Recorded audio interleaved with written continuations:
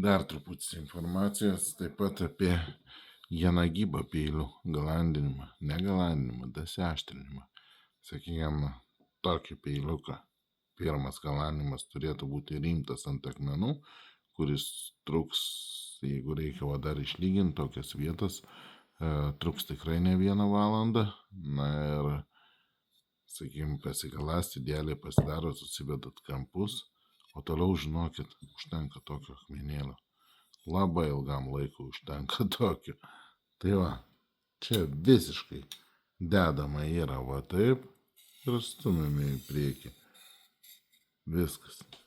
Čia dedama vėl per visą nuolydį ir traukiame. Jokių vartymų nereikia, jokių taip, anaip, kampų išlaikym, nieko nereikia. Dedame taip, nustumam, apverčiam, partraukiame. Tik aišku, turi būti akmenimis, rankomis galastas peilis.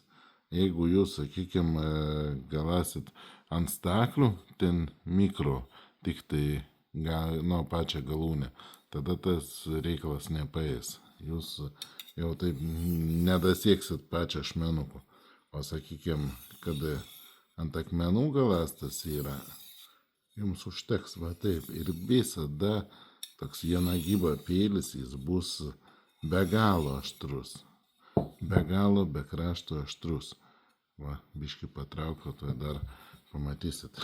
Net ir pagalasės čia kažkiek vietą. Tik aišku, be akmenų rimtų, kur grūdėtumai didesni, mažesni yra, tai stambesni, tai aš nieko nepadarysiu, nes vis dėlto čia galėčiau tik tas vietas pagalasti, bet jau ant šito akmens neištysint šito kampuko.